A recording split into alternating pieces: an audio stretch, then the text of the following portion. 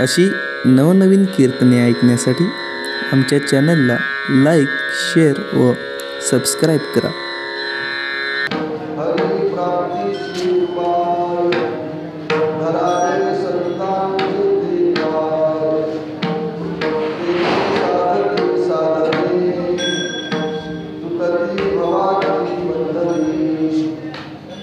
संतांची प्राप्ती नाही ऐशी वेदती वाई तेने साधती साधनी तुटती भवाची बंधनी. एका जनार्दनी संत पूर्ण करीती मनोरथ तेने साधती साधनी तुटती भवाची बंधनी.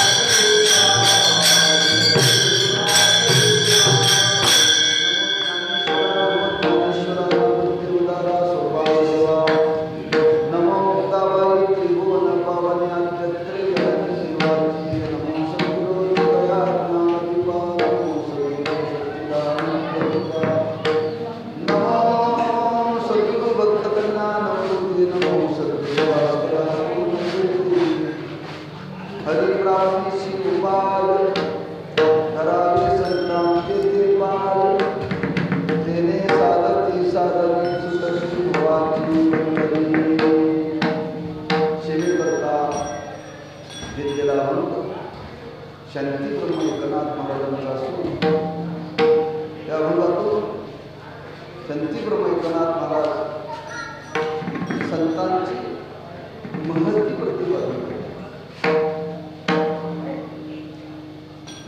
आजच्या शिवेचं प्रवृत्तीनिमित्त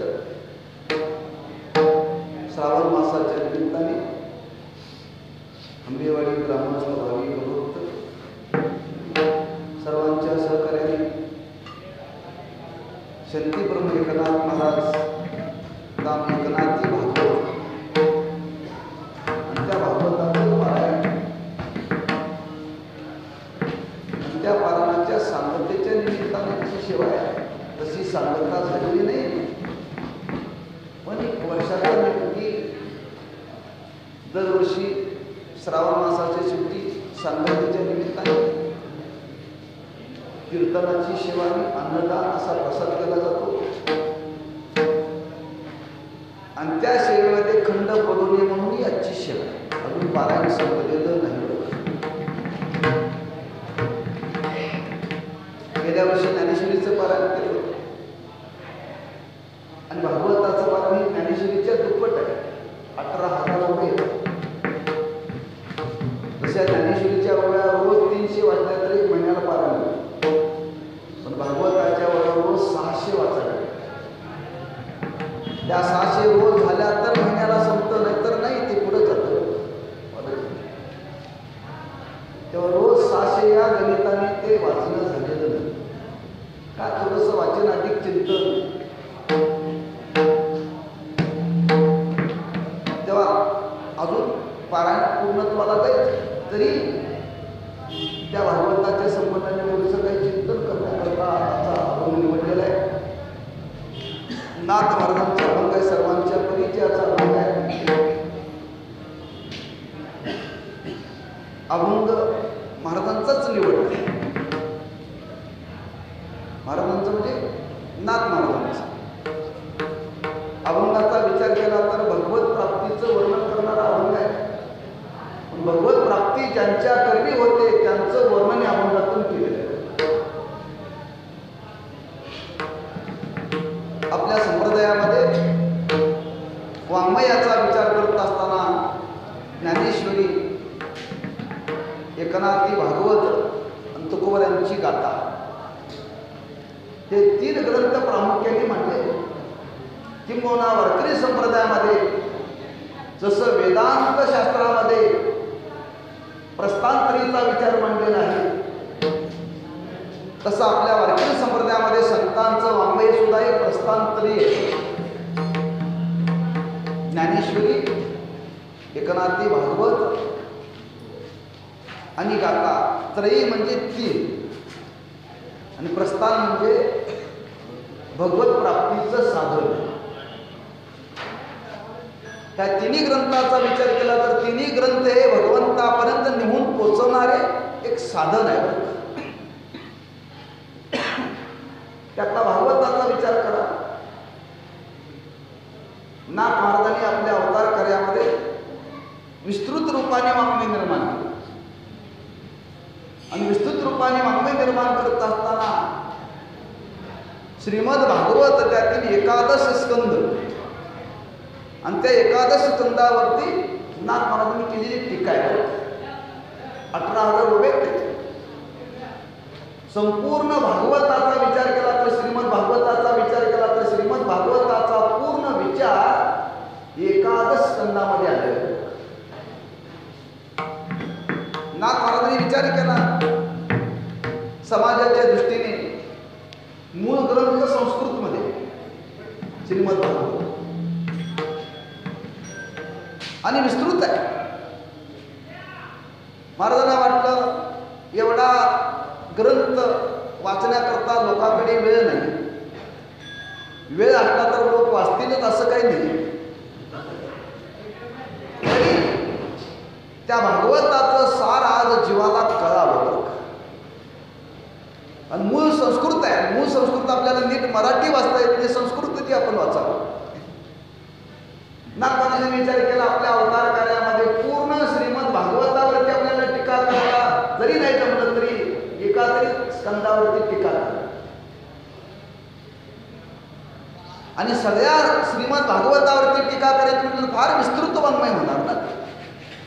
म्हणून महाराजांना वाटलं की एक त्यातला स्कंद 11 आपण निवडावा आणि त्या एका स्कंदावरती जर आपण टीका केली तर कमीत कमी सामान्य जीवाला श्रीमद भागवताचं सार कळेल. या हेतूने महाराजांनी हा 11 स्कंद निवडला. बरं, कारण मूळ भागवताचा विचार केला तर त्याच्यामध्ये भक्ती प्रधानता अधिकता दिलेली आहे. ज्ञानाचा विचार मांडलेला आहे, वैराग्याचा विचार मांडलेला आहे, कर्माचा विचार मांडलेला, सर्व विचार त्याच्यामध्ये आहे. पण भक्तीचं प्राधान्य अधिक त्याच्यामध्ये दिले. भक्ती प्रधानता अतिशय श्रीमद भागवतामध्ये. आणि त्या 11 स्कंदाचा विचार केला तर याच्यामध्ये सर्व बाजूने विचार आलेला आणि तो सर्व बाजूने आलेला विचार परमार्थ करणाऱ्या साधकाला, भक्ताला, पायिकाला ती गोष्ट ज्ञात व्हावी.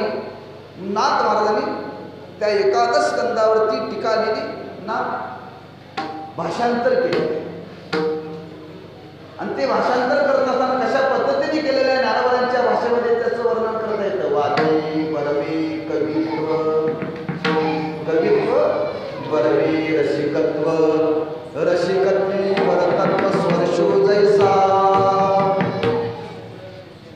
हा कुणी कोणाच्याही ग्रंथावरती टीका करून चालत नाही.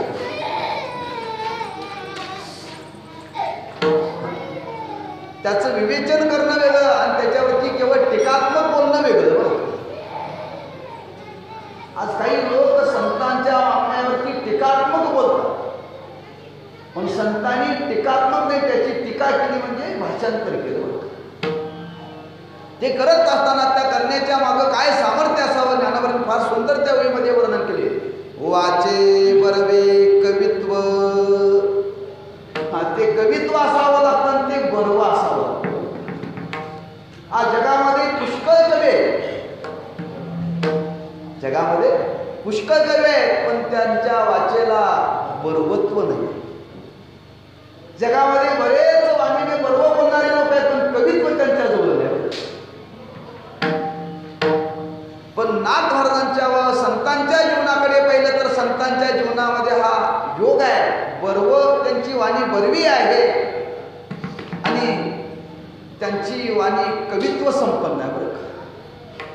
पण बरोबर कशाला म्हणतात, कशाला तरी बरोबर म्हणत नाही. ज्ञानोबांनी वर्णन केले 13व्या अध्यायात. बर्वे शब्दाची व्याख्या एका ओळीमध्ये केली. साता निमवाळ मिथल्याने रसाळ शब्द जैसे कल्लोळा मृताचे. ही ओळी म्हणजे वाचे बर्वे. बर्वे हा बर्व त्यांच्या वाणीमध्ये इतकं सामर्थ्य, इतकं सामर्थ्य आहे, इतका गोडवा आहे. बर्वा या शब्दाचा अर्थ गोडवा, इतका गोडवा आहे हा ज्याला संत वाङ्मय म्हणजे काय कळत नाही, पण त्याला सुद्धा ते गोड लागतं ऐकायला. त्याला सुद्धा ते गोड लागतं. वाङ्मय म्हणजे त्याला काही माहिती नाही, पण गोड लागतं. का जी वाणीमध्ये जो गोडवा निर्माण होतो, तो वाणीमध्ये गोडवा निर्माण होण्याच्या मागे 2 कारण आहेत. एक तपश्चर्या असावी लागते आणि वाणीमध्ये गोडवा निर्माण होण्याकरता एक भगवंताचा प्रसाद प्राप्त होतो. ह्या 2 गोष्टींनी वाणीला गोडवा प्राप्त होतो. म्हणून इथं ज्ञानोबा वर्णन करतात. महाराजांच्या वाणीचा विचार केला तर महाराजांची वाणी बर्वी आहे आणि कवित्व संपन्न आहे. वाचे बर्वे कवित्व, कवित्व बर्वे रसिकत्व. हा काहींच्या वाणीमध्ये बर्वेपणा आहे, कवित्व आहे, पण रसाळपणा नाही. रसाळपणा नाही आहे. लोक म्हणतात बुवाने कीर्तन केलं, चांगला सिद्धांत मांडला, शास्त्राला धरून बोलले, अभंग सोडवला, पण बोलण्यामध्ये लोक म्हणतात रसाळपणा नव्हता. काही लोक म्हणतात त्यांना काय अभ्यास फार नव्हता, शास्त्राचा स्पर्श नाही, पण बोलण्यामध्ये रसाळपणा. म्हणजे काही माणसं शास्त्राला धरून बोलतात पण त्या बोलण्याला रसाळपणा नसतो. काही माणसं साधं सोपं बोलतात पण रसाळपणा असतो. तसं महाराजांची वाणी महाराज म्हणतात की ज्ञानोबा वर्णन करतात बर्वे रसिकत्व, रस संपन्न, रसाळ वाणी. रस संपन्न म्हणजे रसा या शब्दाचा अर्थ काय? नवही प्रकारचे रस ज्यांच्या वाणीमध्ये, नवही प्रकारचे रस ज्यांच्या वाणीमध्ये. किंबहुना असं वर्णन करता येईल त्या नवरसांना वाटलं आपण कोणाच्या वाणीमध्ये जाऊन बसावं. तसं ज्ञानोबा म्हणते अर्जुनाची पंक्ती, अर्जुनाची पंक्ती आहे आणि अर्जुनाच्या पंक्तीला जाऊन बसावं. तसं त्या रसांना वाटलं की आपण या नाथ महाराजांच्या संतांच्या वाणीमध्ये जाऊन बसावं, म्हणजे आपल्या रसाची खरी रसोन्नती होईल बरं. म्हणून सर्व रस त्यांच्या वाणीमध्ये येऊन बसले. बर्वे रसिकत्व. त्याच्यापुढे महाराजांनी वर्णन केले वाचे बर्वे कवित्व. पुढं रसिकत्व परतत्व. रसिकत्व कसा महाराजांनी साखळी घातली बरोबर. कवित्व, कवित्व रसिकत्व, रसिकत्वातून परतत्व शब्द सुटलेला नाही. महाराज म्हणतात महाराजांची वाणी अशी आहे त्यांच्या वाणीला तत्वस्पर्श झाले. तत्वस्पर्श म्हणजे अनुभूती संपन्न, अनुभूती संपन्न. म्हणून आणखी मागे येऊन थोडं चिंतन करा. काहींची वाणी बर्वे आहे, गोड आहे, कवित्व संपन्न आहे, रसाळ संपन्न आहे, पण तत्वाचा स्पर्श नाही. तत्वाचा स्पर्श नाही. त्यांच्या जीवनामध्ये तत्वाचा स्पर्श आहे, अनुभूती आहे, पण त्यांच्या जीवनामध्ये रसाळपणा नाही. ज्या स्वरूपाचं वर्णन करायचं आहे त्या स्वरूपाची त्यांच्या जीवनामध्ये आलेली अनुभूती आहे, त्याला म्हणतात तत्वस्पर्श. बरं, तत्वस्पर्श ज्यांच्या जीवनाला झालेला आहे आणि ज्यांच्या जीवनाला तत्वस्पर्श झालेला आहे अशी ही वाणी, म्हणजे हे सर्व गुण त्यांच्या वाणीमध्ये बसलेले आहेत. अशी वाणी म्हणजे नाथ महाराजांची, म्हणजेच एकनाथी भागवत आहे. रसिकत्व परतत्व स्पर्शू जैसा. ज्यांच्या जीवनामध्ये त्या परतत्वाचा, परमात्मा स्वरूपाचा स्पर्श नाम त्यांना अनुभव आलेला लक्षात. आणि अशा अनुभूतीला प्राप्त झालेले त्यांच्या मुखामध्ये आलेले हे शब्द अरे म्हणतात ते सामान्य, हे प्रत्येक सामान्य जीवाच्या हृदयाचा ठाव घेणारे शब्द आहेत. आणि असे शब्द आपल्या जीवनामध्ये कधीतरी त्याचं पठण घडावं ना पारायण करावं. जरी आपल्या जीवनामध्ये तत्वस्पर्श नाही झाला, पण ज्यांच्या जीवनामध्ये तत्वस्पर्श झाला त्यांच्या वाङ्मयाचा तरी जीवनामध्ये वास करावा. कारण आपला तेवढा अधिकार नाही तत्वस्पर्शापर्यंत आम्ही तुम्ही जाऊ तिथपर्यंत. आणि साधनेतून झाला तर होईल, त्यात काही शंका नाही. पण आज घडीला आपल्या जीवनामध्ये काही खरं समाधान प्राप्त व्हावं असं वाटत असेल, एक जीवन आनंदमय व्हावं असं वाटत असेल, तर ज्यांची वाणी तत्वस्पर्शाला प्राप्त झालेली आहे अशा वाङ्मयाचं पठन करावं, पारायण करावं. हा हेतू मनामध्ये गुण आपल्या संप्रदायामध्ये पारायण करण्याची पद्धत आहे. कशाचं तरी पारायण केलं जात नाही, लक्षात घ्या. आणि अशी ही संतांची वाणी तत्वस्पर्श संपन्न आहे. रसिकत्व रसाळपणा ज्यांच्या वाणीमध्ये गोडवा आहे, कवित्व संपन्न अशी गुण ज्यांच्या वाणीमध्ये आहे. आणि अशी वाणी म्हणजे संतांचं वाङ्मय आहे. आणि हे वाङ्मय केवळ समाजाच्या उद्धाराच्या दृष्टीने आहे.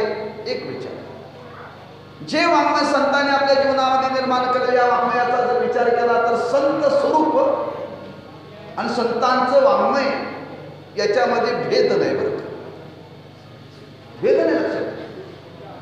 हा, हे वाङ्मय त्यांच्या स्वरूपाशी एकनिष्ठ आहे, लक्षात ठेवा. ते त्यांच्या स्वरूपापासून बाजूला नाहीये. आज आपल्या जीवनामध्ये महाराज सांगतात, खरंच आपलं जीवन जर सफल व्हावं असं वाटत असेल तर त्याच्याकरता कशाची गरज आहे? भगवत प्राप्तीची गरज आहे. आणि भगवत प्राप्तीची गरज ज्याच्याद्वारे भगवत प्राप्ती होते ते साधन जर काय असेल तर वाङ्मय आहे. आणि हे वाङ्मय म्हणजे त्यांच्या स्वरूपापासून भिन्न नाही, लक्षात ठेवा. जसं भगवंताचं वर्णन केले,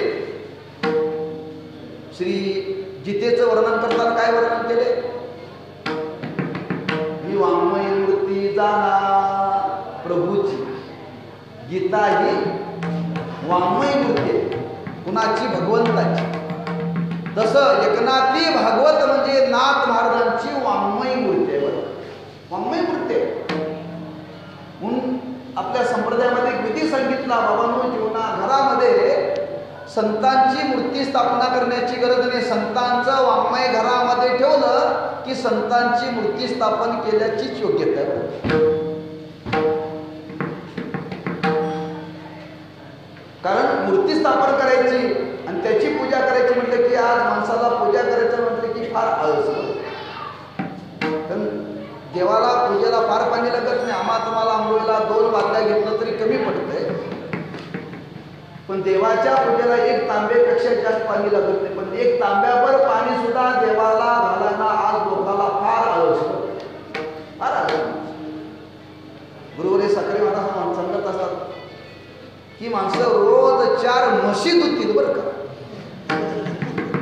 पण देवाची पूजा करणार. 4 म्हशी धुवायला माणसाला कंटाळा कधीच येत नाही, पण 1 तांब्यावर देवाच्या डोक्यावरती पाणी घालायला फार कंटाळा येतो. मग अशाही जीवाला जर संतांची वा देवाची पूजा घडावी असं वाटत असेल तर आज संतांचं वाङ्मय घरामध्ये ठेवून त्याची पूजा करा. त्या पूजेला पाणी लागत नाही, लक्षात ठेवा. फक्त रोज एखादं फुल व्हा, त्याला नमस्कार करा, उदबत्ती व्हा, एवढं जरी रोज केलं तरी त्याची पूजा करते. पाणी लागत नाही. बऱ्याच दुष्काळाच्या महिन्यामध्ये चांगलं. म्हणजे संतांचं वाङ्मय हे संत स्वरूप आहे. त्यांच्यापासून ते बाजूला नाही, लक्षात ठेवा. आणि त्यांच्यापासून बाजूला नाही संतांचं वर्णन करणं काय आणि त्यांच्या वाङ्मयाचं वर्णन करणं काय, याच्यामध्ये भेद नाही. आणि तो भेद मनामध्ये न यावा म्हणून त्या संतांचं वर्णन करण्याने त्यांच्या वाङ्मयाचं वर्णन त्याच्यामध्ये घडतं, किंवा त्यांच्या वाङ्मयाचं वर्णन करण्याने त्यांचं त्याच्यामध्ये वर्णन येतं. म्हणून संतपर प्रकरणातला अभंग आहे. जर जीवनामध्ये आपल्याला जर संतांनी सांगितलेल्या वचनाप्रमाणे जर आपल्याला जीवन व्यतीत करायचं असेल तर संतांनी जीवनामध्ये सांगितलं की तुम्हाला जीवनामध्ये आल्यानंतर प्रत्येकाला आज देवाची प्राप्तीनाम देवाची ओळख झाली पाहिजे. आणि देवाची ओळख होण्याकरता तुम्ही त्याच्याकरता एखादं साधन जीवनामध्ये अवलंबलं पाहिजे. मग भगवत प्राप्तीचं साधन काय आहे? महाराजांना इथं सांगायचं आहे की ही आज नाथ महाराजांची जी वाङ्मयी मूर्ती आहे, हे साधन भगवत प्राप्तीचं साधन आहे. मी बोलून गेलो प्रस्थानत्र हे बरं का.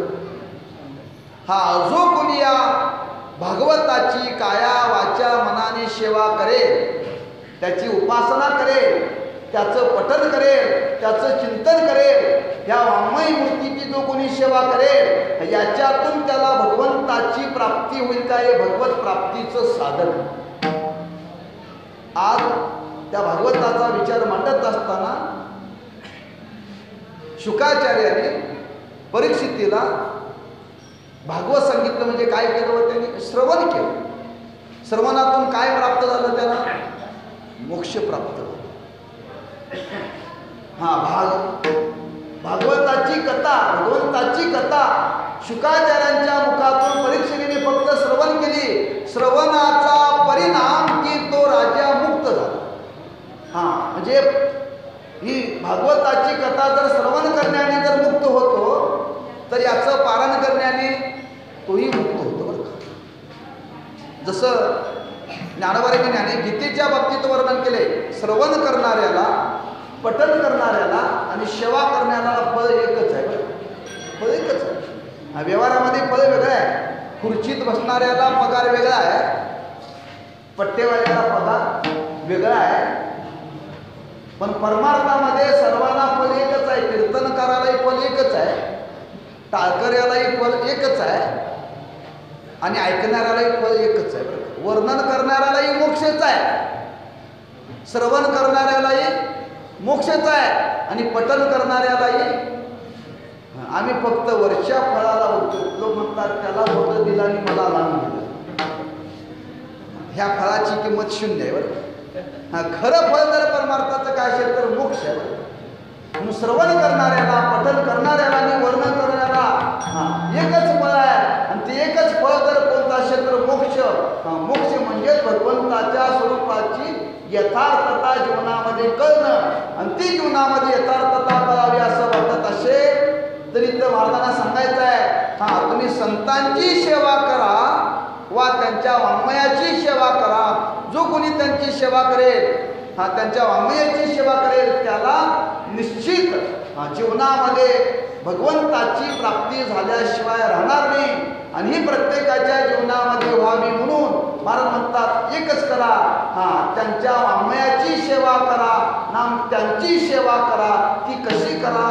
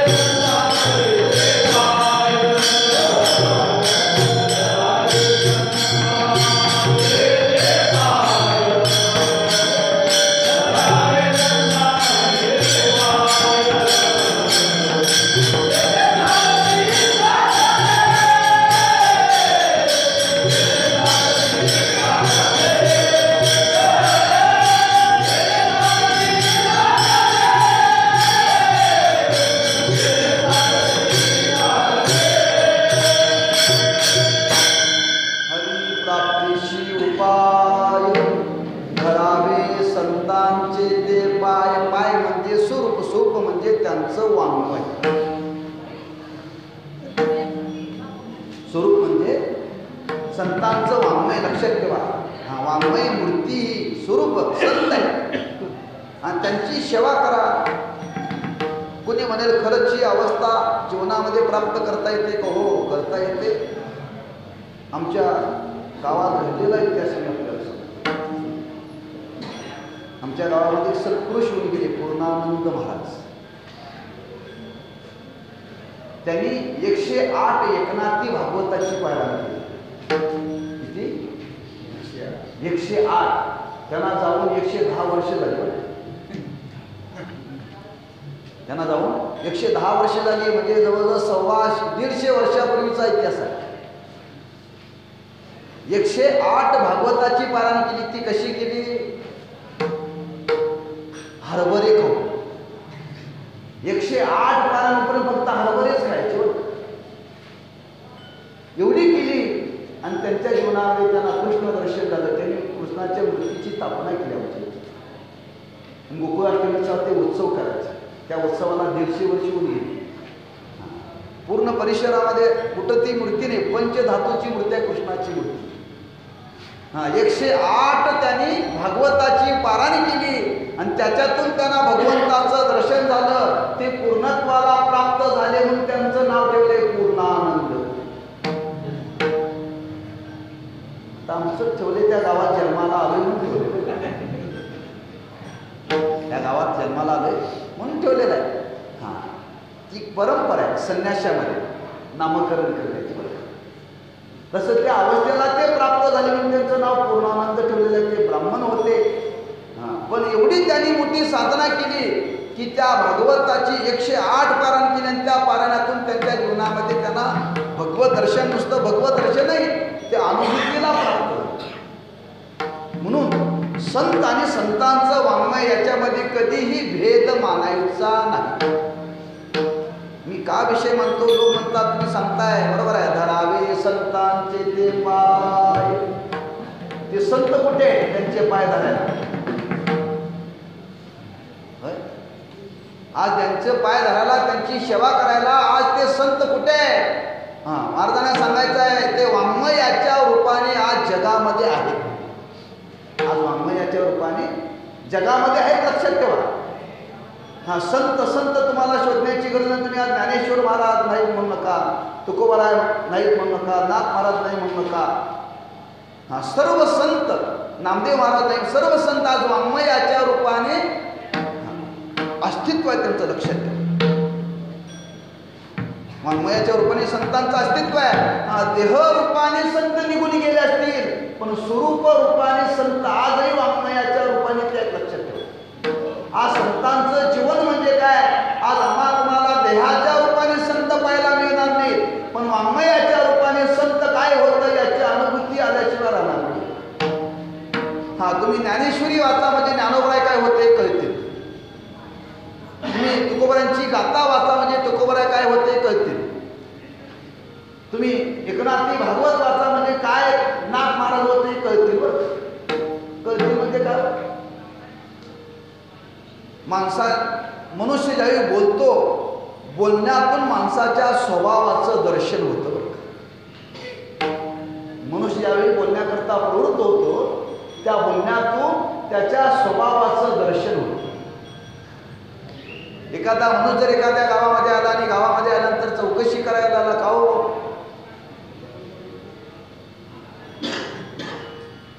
किती जातीचे लोक तुमच्या गावामध्ये? चौकशी करता करता सर्व जातीची चौकशी केल्यानंतर लक्षात येतं हा ज्या अर्थी जातीची चौकशी करतो त्या अर्थी लक्षात येत त्याच्या बोलण्यातून हा कोण असला पाहिजे? वधूवर सूचक असला पाहिजे. त्यातून खूप पुढं बरीच चौकशी करतो मी, पुढचं सांगत नाही. बोलण्यातून त्याच्या स्वभावाचं दर्शन होतं, लक्षात. बोलण्यातून घडतं, लक्षात. गुरुवारी महाराज सांगत असतात एक ग्रस्त आळंदीला आणि आळंदीला आल्यानंतर फार वर्षापूर्वीची गोष्ट, मला वाटतं 40 वर्षापूर्वीची गोष्ट असेल. आणि आळंदीतून पुण्याला निघाले. पुण्याला निघाल्यानंतर महाराज साखरे महाराज त्या इष्टीमध्ये बसले होते. एक रस्त्याच्या इष्टीमध्ये त्यांच्या बागवरती बसले आणि बोलता बोलता चौकशी केली. म्हणजे तुम्ही आळंदीमध्ये राहता का? हो, आळंदीमध्ये. मग चौकशी करता आळंदीमध्ये राहता, किती वर्षापासून तुम्ही राहताय, कुठं राहताय, काय करताय, चौकशी केली. आणि चौकशी करता करता शेवटी विचारलं, आळंदीमध्ये बटाट्याचा भाव काय होईल? महाराजांनी विचार केला. सर्व चौकशी केल्यानंतर चौकशी अंती आणि बटाट्याचा भाव विचारला. त्यावरती हा आळंदीत आला होता, पण व्यापाराच्या दृष्टीने आला होता. ज्यार्थी बटाट्याचा भाव विचारतो त्यार्थी कोण असला पाहिजे? व्यापारी असला पाहिजे. सांगावं लागत नाही, बोलण्यातून स्वभावाचं दर्शन घडतं. लक्षात माणसं जर ओळखायची असतील तर कपड्यावरून माणसं ओळखत नाही, बोलण्यातून माणसं ओळखतात. आणि बोलण्यातून माणसं ओळखतात. म्हणून इथं आज संतांचं जर वाङ्मय पाहिलं तर त्यांचं बोलणं जर पाहिलं तर त्या बोलण्यातून त्यांचं स्वरूप आपल्याला कळतं. बरं, कोणत्या अवस्थेमध्ये होते, कोणत्या स्थितीमध्ये संत होते, लक्षात ठेवा. जसं तुकोबारांनी वर्णन केले, हे सर्व वर्णन करताना तुकोबारांनी वर्णन केले. काही जमीन हे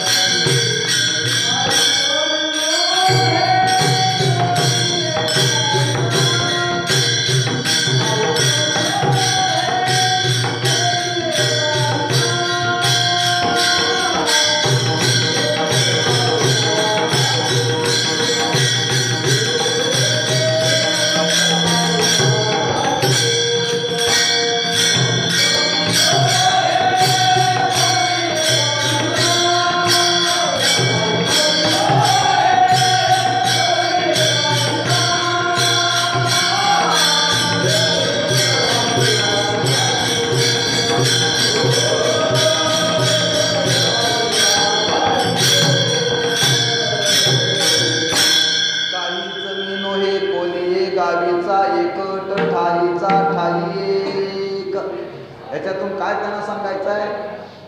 आम्ही कोणाचेच नाही, आम्ही कोणत्या जातीचे नाही. आम्हाला जरी लोक म्हणतात लोक म्हणतात, हे प्रमाण कुठं परवा एकाने वर्णन केलं. तुकोबाराय स्वतःचा अनुभव सांगतात. काहीच नाही कोणी गावीचा.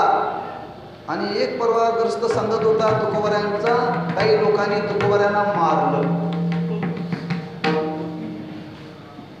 काय त्यांचा खून केला. अरे हे प्रमाण वाच, गाता वाच, तेव्हा कुठं तरी माता जाग्यावरती आहे. काहीतरी वाचायचं आणि काहीतरी बोलायचं. अरे त्यांचं वाङ्मय पहा. काहीतरी कथाकथी कोणाच्या मुखातून ऐकायचं आणि काहीतरी बोलून कोणातरी दिशाभूल करायची. संतांच्या वाङ्मयाविषयी जर दिशाभूल जर करत असेल तर त्याला फार वाईट यातना भोगावी लागतात. फार वाईट. मग कधी कुणी जीवनामध्ये संतांच्या विषयी दिशाभूल करण्याचा प्रयत्न करू नये. का? संत जीवन हे मर्यादित जीवन नाही. लक्षात ठेवा, व्यापक जीवन आहे, निर्विकार जीवन आहे. तसं आज संतांचं वाङ्मय हे त्यांच्या स्वरूपापासून भिन्न नाही. आज आपल्याला जीवनामध्ये जरी संत रूपामध्ये जर आपल्याला पाहायला जरी भेटले नाही तरी इथं महाराजांना सांगायचं आहे, आज वाङ्मयाच्या रूपाने संतांचं जीवन, वाङ्मयाच्या रूपाने संतांचं जीवन आहे. आणि त्या वाङ्मयाची तुम्ही सेवा करा. हरी प्राप्तीशी उपाय धरावे संतांचे ते पाय. त्यांचे पाय धरावे म्हणजे कसे धरावे? तद्विद्धी प्रतिपातेन परिप्रश्नेन शिवया उपदेशन्ति ते ज्ञानं ज्ञानिना तत्त्वदर्शिना. ते ज्ञान पैगाबरवे जरी मनी हाती आणावे तरी संताया भजावे सर्वस्वी. अगर्वता करावे दास्य सकल. की त्यांची सेवा करत असताना सर्व प्रकारचा गर्व टाकून द्या आणि त्यांची सेवा करा. जर गर्व जर तुमच्या जीवनामध्ये जर राहिला असेल तर समजावं सेवा अपूर्ण आहे. सेवा अपूर्ण आहे. म्हणून परमार्थाचं एक वर्णन करताना असं वर्णन केले, परमार्थाची सेवा करत असताना कधी कधी गर्व निर्माण होतो आणि परमार्थाची सेवा करत असताना खरं फळ आहे गर्व निघून जातो. परमार्थाची सेवा करत असताना जर गर्व जर निर्माण झाला तर समजावं अपूर्णता आहे जीवनात, आणि परमार्थाची सेवा करत असताना जर बरं गेला तर समजावं कुठंतरी पूर्णतेकडे आपण चाललो. म्हणून अगर्वता करा. मग त्यांची चरणाची सेवा करायची, चरणाची सेवा करायची म्हणजे त्यांच्या स्वरूपाची सेवा करायची, म्हणजे वाङ्मयाची सेवा करायची. का करायची आहे? हरी प्राप्तीशी उपाय. हा, जीवनामध्ये हरी प्राप्त व्हावा. हरी प्राप्त व्हावा म्हणजे प्राप्त असलेला प्राप्त व्हावा का अप्राप्त असलेला प्राप्त व्हावा? प्राप्त असलेलाच प्राप्त करून घ्यायचं. काय व्याख्या काय? नित्य प्राप्ताची प्राप्ती. नित्य शब्द घालायचा, तो नित्य प्राप्तच आहे. हरी या जगतामध्ये परमात्मा नित्य प्राप्त आहे. प्राप्त असलेलाच प्राप्त करून घ्यायचा आहे. प्राप्त करून घ्यायचा आहे म्हणजे फक्त मधी एक पडदा आहे. मधी काय पडदा आहे? जसं त्या नाटकामध्ये स्टेज असतं, पुढे प्रेक्षक बसलेले असतात आणि अनेक पडदे पडदे पडदे असे तयार केलेले असतात. एक खेळ संपला की पडदा बाजूला वळला जातो. मागं तयारच असतं बरं का चित्र, मागं चित्र तयारच असतं. फक्त पडदा पुढचा समोरचा पडदा काढला की आतलं चित्र तयारच असतं. तसं त्या हरिविषयी आज आमच्या तुमच्या जीवनामध्ये अज्ञान आहे. तो अज्ञान रूपी पडदा बाजूला काढायचा आहे. पडदा वडण्याकरता जसा एक माणूस तिथं स्टेजवरती असतो, तसं परमार्थामध्ये अज्ञान रूपी पडदा बाजूला करण्याकरता संत असतात. तो कोणीतरी पडदा बाजूला ओढून चालत नाही. का एखाद्याला जर सवय नसेल तर तो अर्धाच ओढला जाण्याची शक्यता. एखाद्याला जर त्यातलं ज्ञान नसेल तर ओढताना दुरी तुटण्याची शक्यता आहे. एखाद्याला त्यातलं ज्ञान नसेल तर मध्येच फाटण्याची शक्यता आहे. म्हणून त्याचं ज्ञान परिपूर्ण असणाऱ्या जगामध्ये संत आहे. तो अज्ञान रूपी पडदा बाजूला करण्याचं काम फक्त संत करतात. कधी करतात? प्रसन्न झाल्यानंतर. मग संत कधी प्रसन्न होतात? त्यांची सेवा केल्यावर. त्यांची सेवा करायची म्हणजे का त्यांना दक्षिणा द्यायची का? काही माणसं दक्षिणा देण्याने प्रसन्न होतात. त्यांची काया वाचा मनाने सेवा केल्यानंतर ते संत प्रसन्न होतात आणि प्रसन्न झाल्यानंतर आपल्या जीवनातला अज्ञानरूपी पडदा ते बाजूला काढतात. म्हणून मला म्हणतात आज मानवी जीवनाचं वर्णन करताना असं वर्णन केले. आज मानवी जीवनामध्ये आल्यानंतर माणसाला काय करायचं आहे? मिळवायचं आहे काय घालवायचं? मिळवायचं आहे का घालवायचं? मिळवण्याकरता आलो का घालवण्याकरता आलो? आम्ही तुम्ही मिळवण्याकरता आलो नाही, घालवण्याकरता. घालवण्याकरता लक्षात. पण आम्हाला याचा विसर पडला. आम्ही घालवायचं राहिलं, मिळवायचं लागलं. मिळवायला म्हणजे आधीच अज्ञान आहे. इतकं अज्ञान आहे की आपण इतकं वाईट आज कर्म करतोय की त्या कर्माचा परिणाम त्या अज्ञानावरती कुठं चढायला लागला. आम्ही सासवायला लागले कशावरती? अज्ञानावरतीच. आणखी आपलं काजही वाढत चाललंय आमच्या जीवनामध्ये. मिळवायचं नाही, लक्षात ठेवा. घालवायचं आहे. आणि घालवायचं असेल तर काय घालवायचं आहे? अज्ञान निवृत्त करायचं आहे. आणि अज्ञान निवृत्त होण्याकरता जीवनामध्ये काहीतरी सेवा घडली पाहिजे. आणि ती सेवा जर घडावी असं वाटत असेल तर आज वाङ्मयाची सेवा घडावी. आणि ती वाङ्मयाची सेवा जर जीवनामध्ये घडेल तर त्या वाङ्मयाच्या सेवेतून अंतःकरणाची शुद्धी होईल. अंतःकरणाची शुद्धी होईल. आणि अंतःकरणाची शुद्धी झाली की ते संत आपल्याला कृपा प्रसाद नाम आपल्यावरती कृपा करतील. आणि कृपा केल्यानंतर आपलं जे स्वरूप आहे त्या स्वरूपाचं आपल्याला दर्शन होईल. म्हणून नित्य प्राप्त असलेलं स्वरूप ते आमच्या तुमच्या जवळच आहे. फक्त त्या स्वरूपाची आपल्याला ते ओळख करून देतात. म्हणजे त्याच्यावरचं अज्ञान निवृत्त करतात. म्हणून इथं शब्द वापरला हरी प्राप्तीशी. तिथं व्यवहार घडतो प्राप्त झाल्यासारखा, व्यवहार घडतो प्राप्त झाल्यासारखा, पण तो प्राप्तीचा व्यवहार नाही आहे, लक्षात ठेवा. पण महाराज म्हणतात संतांच्या शिवाय कोणी करू शकत नाही. मी तर शब्द वापरला, हरी प्राप्तीशी उपाय धरावे संतांचे ते पाय. मग त्यांचे पाय कसे धरावेत? संतांचे पाय धरावे. काही लोक पाय धरतात, रस्त्याने जाता जाता आडवं जाऊन धरतात. बरं, असं धरायचं, आडवं जाऊन धरतात. पाय धरण्याची पद्धत आहे. कोणाचे पाय धरायचे? संतांचे पाय धरायचे आहे. ते पाय धरत असताना त्या मानाचा अंतःकरणामध्ये काय पाहिजे? विश्वास. संतांचे पाय धरायचे म्हणजे त्यांच्या स्वरूपाविषयी आपल्या अंतःकरणामध्ये त्या मानाचा विश्वास पाहिजे. विश्वास असेल तर आपल्याला त्याचं फळ मिळेल. जसं तुकोबारांनी वर्णन केले. तुकोबारा म्हणतात माझ्या जीवनामध्ये मी काय केलं? दुसरं तिसरं काय केलं नाही, एकच, संतांची पायी हा माझा विश्वास.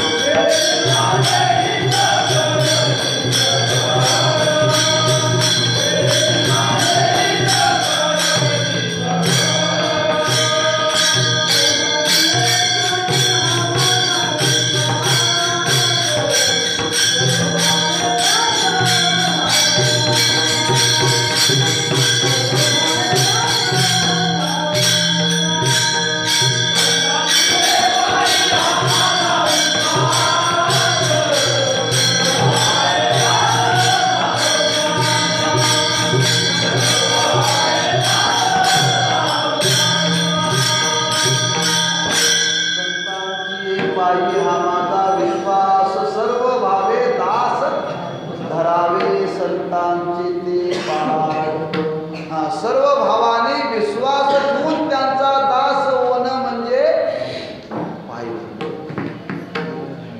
दुसरं आहे त्यांचे पाय धरायचे म्हणजे आणखी कसे धरायचे? अहंकार टाकून धरायचे. अहंकार मस्तक ठेगना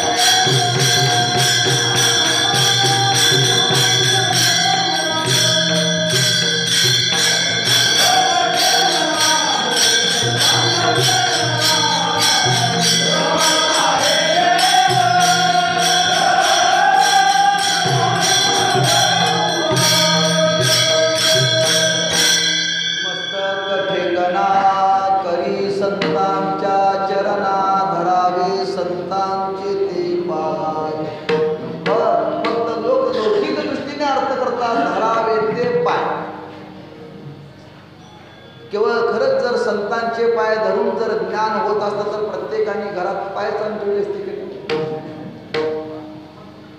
इतकं सोपं आहे काय?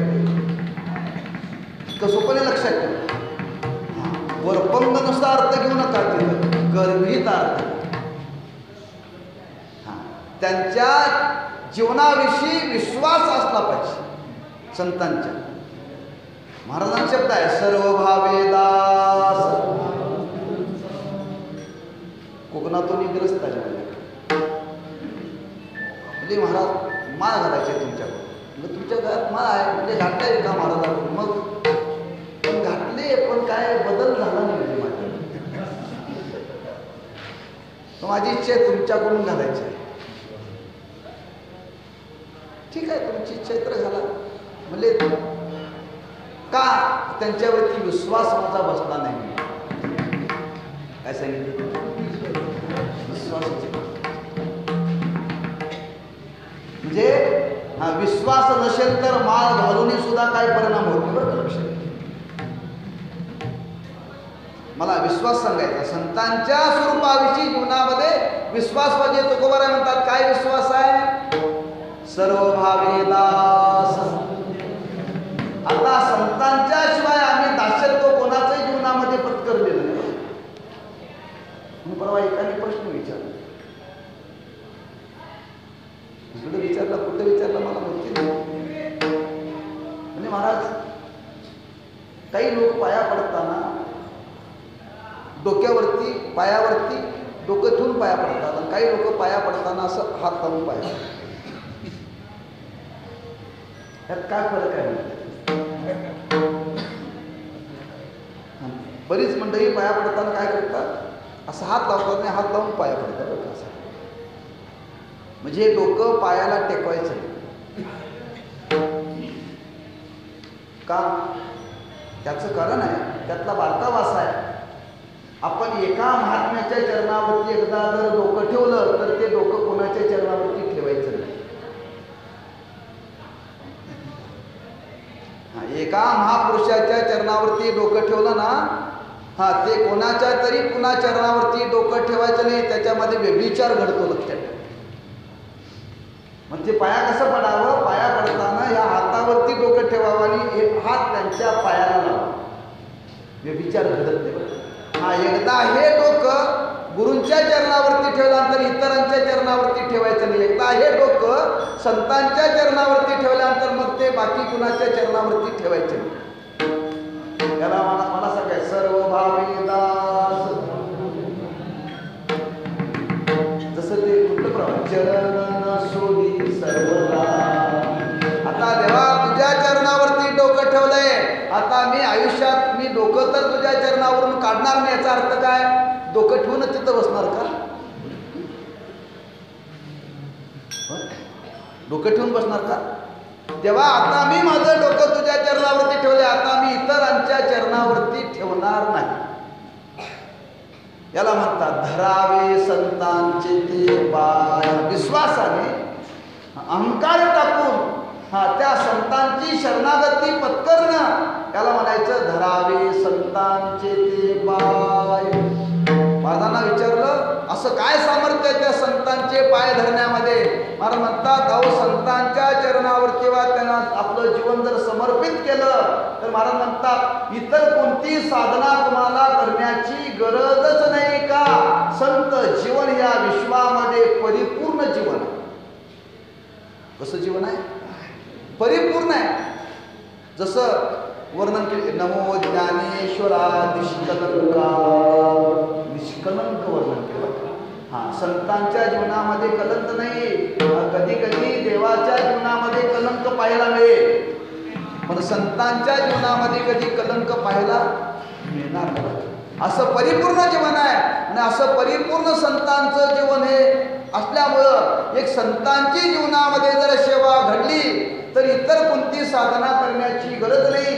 सर्व साधन संतांच्या सेवेमध्ये एकरूप आहेत. हे महाराज दुसऱ्या चरणात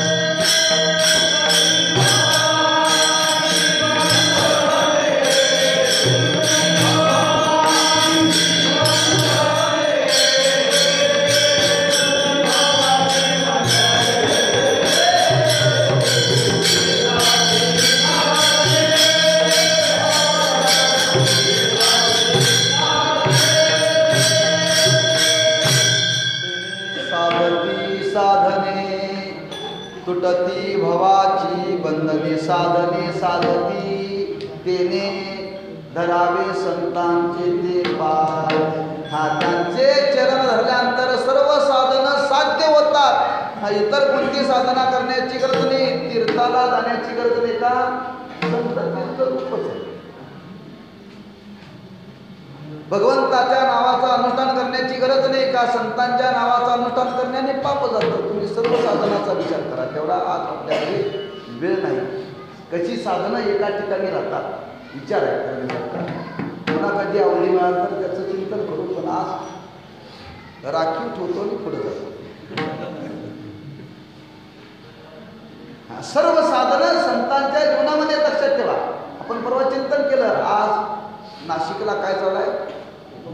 कुंभमेळा. म्हणजे काय? पर्वकाळ. मग कुंभमेळ्यामध्ये स्नान करावं का संतांच्या चरणाचं दर्शन घ्यावं? अहो, तुम्ही संतांच्या चरणाची जर सेवा केली तर कुंभमेळ्यामध्ये जे स्नान केल्यानंतर पुण्य मिळतं ते तुम्हाला घरात बसल्या मिळतं. मग ते बरं झालं तुम्ही सांगितलं.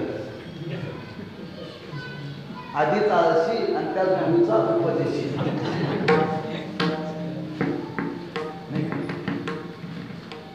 गोष्ट सांगतात ना, एकाला देवाची पूजा करायची फार आळस होती. फार आळस, अतिशय आळस. त्यांनी विचार केला एवढे देव धुयाचे त्याच्यापेक्षा आपण काय करू, एका बादलीत सगळे घालू. सर्व देवाऱ्यावरचे देव घेतले की बादली घेतली मोठी आणि त्या बादलीमध्ये घातले आणि अंगणामध्ये विहीर होती. दोर मागून त्या विहिरीमध्ये ती बादली सोडली आणि खालवर केलं त्या विहिरीमध्ये. खालवर केलं, वरती काढले, देव मोजले तरी एक कमी पडला. त्यांनी विचार केला, ज्यावेळी बादलीत घालून आत सोडले होते त्यावेळी होते काय 25 असतील, वर काढले तेव्हा 24. त्यांनी विचार केला एक बुडाला खाली म्हणजे सुतक पडलं. 12 दिवस देवाची पूजाच करायची.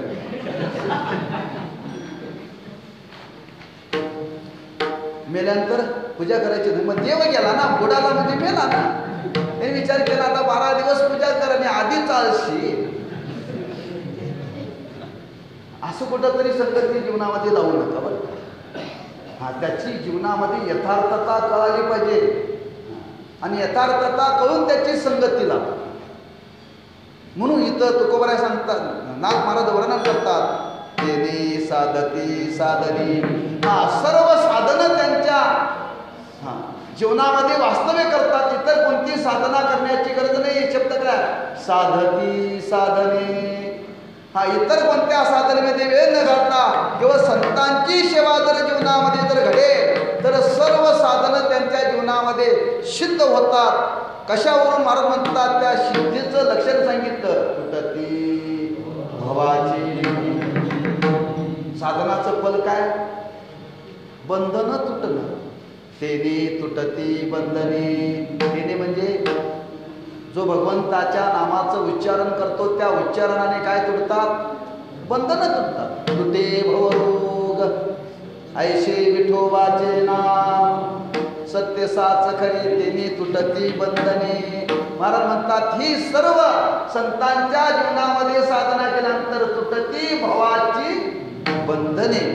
इतर साधनांनी जी बंधने निवृत्त होतात तीच बंधनं संतांची सेवा करण्याने निवृत्त होतात. तुटती भवाची बंधने.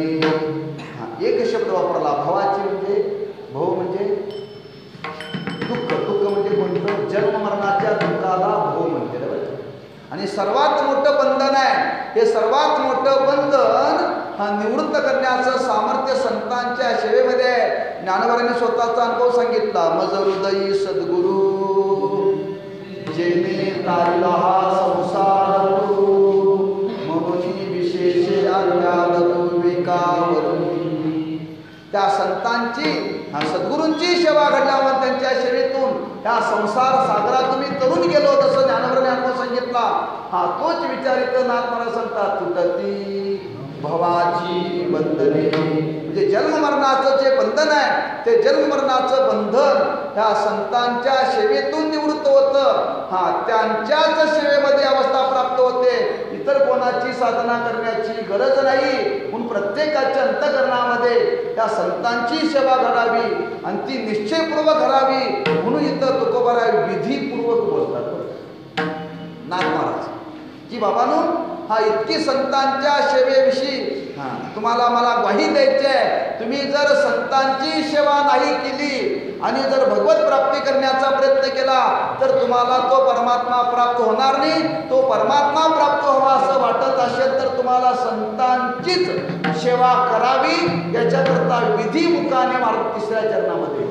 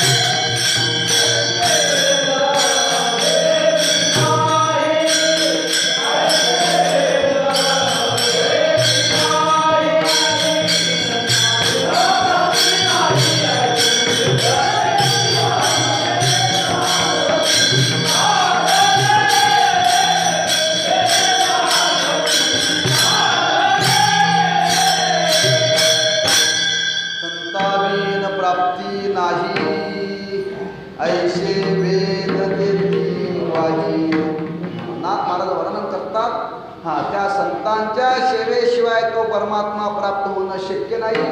हे मला वाटतं म्हणून मी तुम्हाला सांगायला प्रवृत्त झालो असं नाही. महाराज म्हणतात की आमच्या तुमच्या मनामध्ये कुठं संदेह राहू नये.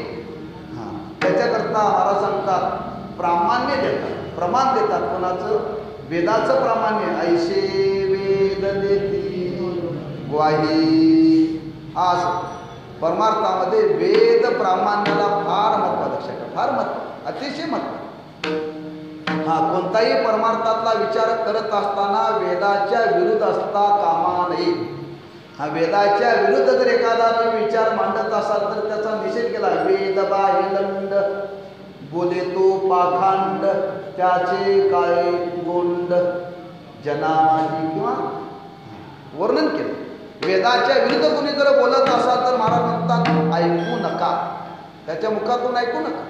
तेव्हा या संतांच्या स्वरूपाविषयी महाराज बोलत असताना वेदाचं प्रामाण्य देतात. महाराज म्हणतात मला वाटलं म्हणून मी संतांचं वर्णन करतो असं नाही. त्याला वेदाचं प्रमाण आहे. वेद सांगतो संतांच्या सेवेशिवाय तुम्हाला परमात्मा प्राप्त होणं शक्यत नाही. ऐसे वेद देती ग्वाही. का? कुठं शास्त्र प्रमाणाचा विचार मांडलेला आहे, कुठं पुराण प्रमाणाचा विचार मांडलेला आहे. पण शास्त्र प्रमाण, पुराण प्रमाण आणि वेद प्रमाण या 3 प्रमाणाचा विचार केला तर वेद प्रामाण्य मानलं की त्याच्यामध्ये पुराणाचंही प्रामाण्य येतं आणि शास्त्राचंही प्रामाण्य येतं. का? सर्व पुराण वेदानुमोदित आहे, सर्व शास्त्र वेदानुमोदित आहे. शास्त्र ही जन्माला आली कोणामुळे आली? वेदामुळे आली. पुराण ही कोणामुळे जन्माला आली? वेदामुळे आली. वेदामुळं आज पुराणाला अस्तित्व आहे, वेदामुळं शास्त्राला अस्तित्व आहे. म्हणून एक वेद प्रामाण्य मानलं की त्याच्याकरता पुन्हा पुराण प्रामाण्य आणि शास्त्र प्रामाण्य मानण्याची गरज नाही. म्हणून एकच प्रामाण्यावरती भर दिला आहे. ऐशे वेद देते ग्वाही. जे वेद सांगतो तुम्हाला जर खरंच जीवनामध्ये परमात्मा प्राप्त करून द्यायचा असेल तर एक संत, संतांच्या शिवाय तुम्हाला हे कोणी प्राप्त करून देणार नाही. म्हणून महाराज म्हणतात तेने साधते साधने तुटती भवाची बंधने.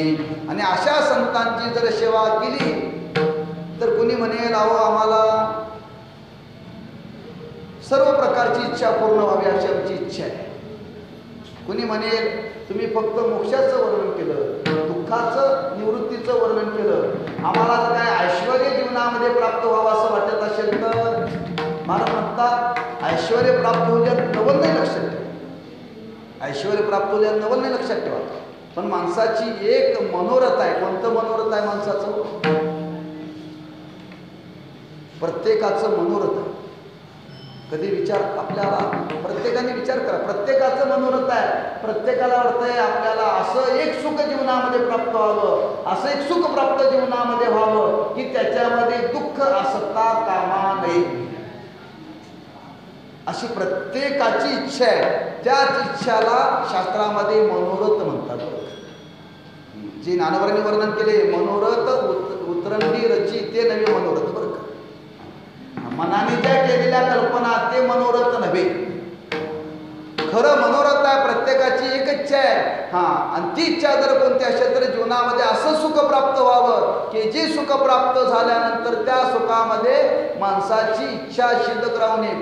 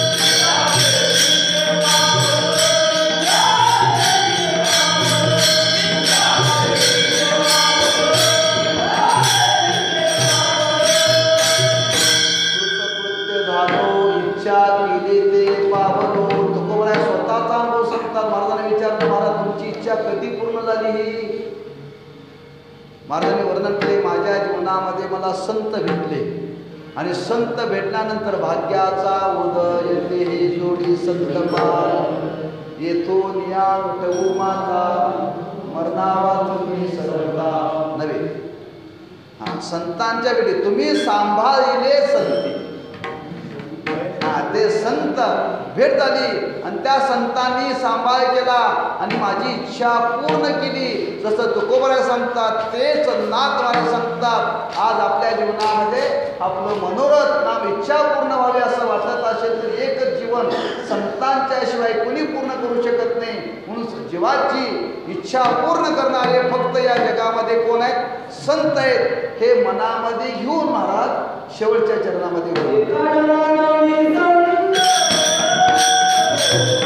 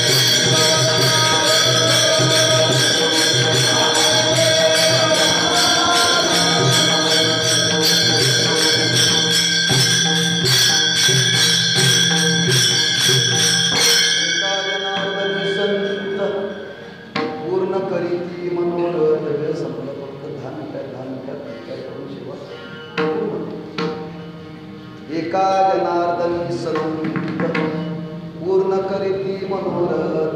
दोन होते, संत कोणाला म्हणावेत आणि मनोरथ कशाला म्हणावे. एका जनार्दनी संत, कोणते संत? तेची संत, तेची संत, ज्यांचा हेत विठ्ठले ते संत. कारण आज कोणाला तरी संत म्हणतात आणि कोणाकडे तरी माणसं काही इच्छा प्रकट करतात. म्हणून संत शब्दाची व्याख्या केली, तेची संत, तेची संत, ज्यांचा हेत विठ्ठली. नेनती काही टाना टोना. काय शिल्लक ठेवलं नाही तुकोबऱ्याचं. तुकोबऱ्यांचं विनोबऱ्यांचं. नेनती काही टाना टोना. हा टाना टोना सांगणाऱ्याला लोक आज संत म्हणतात. टाना टोना सांगणाऱ्याला लोक संत म्हणतात. हा तुकोबरा म्हणतात हे संत नव्हे. आणि हे संत जीवाची इच्छा पूर्ण करू शकत नाहीत. हे संत जीवाची इच्छा वाढवतात. जीवाची इच्छा वाढवतात. म्हणून संत शब्दाची व्याख्या केली. जसं जनाबाईंनी वर्णन केले, ऐशा संता शरण जावे. ऐशा म्हणजे जे कीर्तन करतात ते, ज्यांचं वर्णन अगोदर केले. सखा विरळा ज्ञानेश्वर नामयाचा तुझ्हार. ऐशा संता शरण जावे. कोणाला तरी शरण जाऊ नका. तसं इथं महाराज म्हणतात संत कोणाला म्हणतात. हा संत शब्द तसा व्यापक आहे. संत शब्द व्यापक आहे. संत शब्दाची शास्त्रामध्ये व्याख्या सांगितलेली आहे, पण ती व्याख्येकडे न जाता फक्त एकच प्रमाणे आपल्याला मी देतो, किंवा दुसरी संत शब्दाची व्याख्या. या उपाधी माझी गुप्त चैतन्याशे सर्वगत ते तत्वज्ञ संत शुकारिती, त्याला संत म्हणतात. एका जनार्दनी संत. कोणते संत? दोन प्रमाण लक्षात ठेवायचे. तेची संत, तेची संत आणि या उपाधी माझी गुप्त ही ओवी. ह्या दोन ओवीच्या द्वारे संत स्वरूपाची व्याख्या यथार्थ आहे. बरं का, काही गुण नाही, लक्षात ठेवा. असे जे संत, असे संतच जीवाची इच्छा पूर्ण करू शकतात. कशावरून? पूर्ण केला, पूर्ण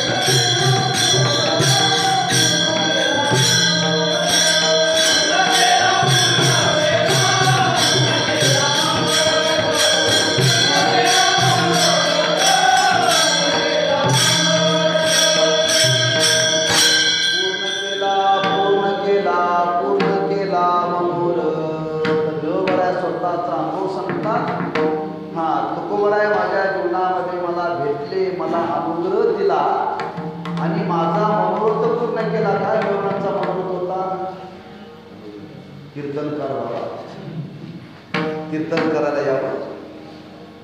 हा माझ्यावरती त्याने अनुग्रह करावा, मला माझ्यावरती कृपा करावी आणि मला यथार्थता भगवान स्वरूपाची जाणून द्यावी. जी माझ्या अंतकरणामध्ये जी इच्छा होती, जो मनोरथ होता, तो मनोरथ त्यांच्या कृपेने पूर्ण झाला. कशावरून? घराली घराली घराली कृपा. खरंच त्यांच्या कृपेने माझ्या जीवनामध्ये ही भगवत दृष्टी यथार्थता जीवनामध्ये प्राप्त झाली, ही प्राप्त होणं याला म्हणतात मनोरथ. बरं का, आणखी 4थ्या अध्यायामध्ये याचं वर्णन केलं. मनोरथ पूर्ण होणे या शब्दाचा अर्थ काय? मनाचा स्वभाव काय? मनाचा स्वभाव काय? संकल्प विकल्प करणे. संकल्प विकल्प रहित अवस्था प्राप्त होणं याला म्हणतात मनोरथ. अपेक्षित जे आपुले कुशले संकल्पा नाही याला म्हणतात मनोरथ. हे आज माझ्या जीवनामध्ये पूर्ण झाले. एका जनार्दनी संत पूर्ण करी मनोरथ. त्या मनाच्या स्वरूपाच्या ठिकाणी संकल्प विकल्प करण्याची अवस्था मावळणं, निवृत्त होणं आणि ते मन त्या भगवत स्वरूपाशी तद्रुपता प्राप्त होणं, तृप्त होणं, ही जी अवस्था आहे याला म्हणतात खरा मनोरथ. आणि हा खरा मनोरथ संतांच्या कृपेने जीवनामध्ये प्राप्त होतो. म्हणतात एकच जीवनामध्ये साधन आहे संतांची सेवा. आणि ती संतांची सेवा आज भूतलावरती आपल्याला घडावी असं वाटत असेल तर वाङ्मयाच्या रूपाने संत आज भूतलावरती आहेत. या वाङ्मयाची सेवा जर आपल्याला घडेल तर याच्यातून आपल्याला सर्व सिद्ध होईल. म्हणून तर महाराज म्हणतात का तेने साधती साधनी तुटती भवाची बंधने ज्ञानेश्वर.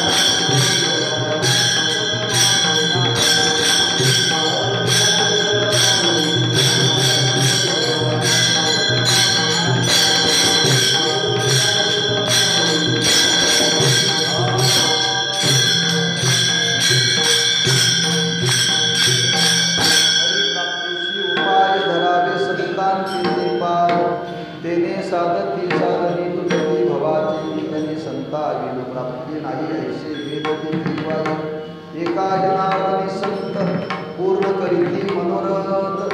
तेने साधती साधनी तुटती भवाची बंधने.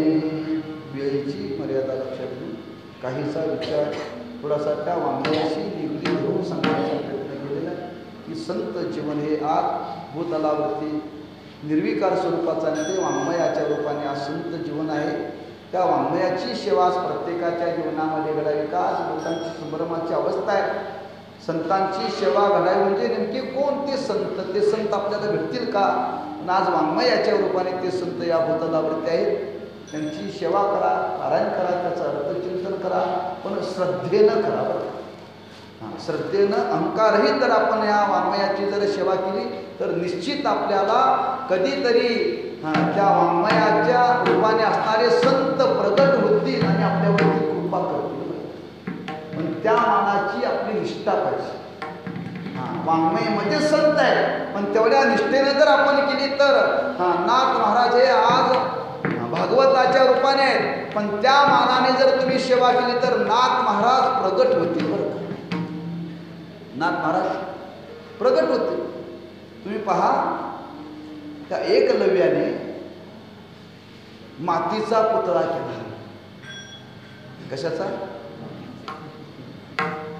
द्रोणाचार्यांचा मातीचा पुतळा केला आणि मातीचा पुतळा तयार केली, तो वनामध्ये केला आणि एवढी श्रद्धा ठेवली, हेच माझे द्रोणाचार्य, हेच माझे द्रोणाचार्य. परिणाम अर्जुनाला जे साध्य करता आलं नाही ते एकलव्याला विद्या प्राप्त झाली. काय श्रद्धा असेल? आमच्या जीवनात जिवंत भेटले तरी आमच्यात काय परिणाम होते? मातीवरती करते पण श्रद्धा ठेवा. किती अच्युती कोटीची श्रद्धा आहे. सामान्य स्वरूपात नाही, मातीचा पुतळा करून एवढी श्रद्धा ठेवली. आज त्याला धनुर्विद्येमध्ये एवढी मोठी विद्या प्राप्त झाली. ती कशाचं फळ आहे? श्रद्धेचं फळ आहे. ती श्रद्धा, तोच विश्वास आपण या आज संतांच्या वाङ्मयावरती ठेवा. निश्चित आपल्याला एक दिवशी नाथ महाराजांचं दर्शन त्या वाङ्मयातून होईल. पण तेवढ्या श्रद्धेनं आपण ती आज पारायण करावं, त्याचं अर्थचिंतन करावं. यात काही नाही जमलं तर रोज त्यांची पूजा तरी करा.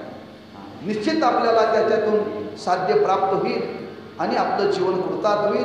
एवढंच त्या भगवंताचं मागायचं आमच्या जीवनामध्ये. अशा या वाङ्मयाची सेवा घडावी आणि या वाङ्मयातून आमचं जीवन सेवेतून सफल व्हावं, असं सामर्थ्य, अशी सद्बुद्धी आमच्या जीवनामध्ये प्राप्त व्हावी, अशी शक्ती त्या भगवंताने आम्हाला द्यावी, अशी त्या भगवंताच्या आणि नाथ महाराजांच्या चरणी प्रार्थना करून सेवेला पूर्ण विराम देऊ. पायाच्या प्रसादी काही मग क्षमा करूया उपदेश तुमची बडबडी विशेष तुमच्या कृपेचे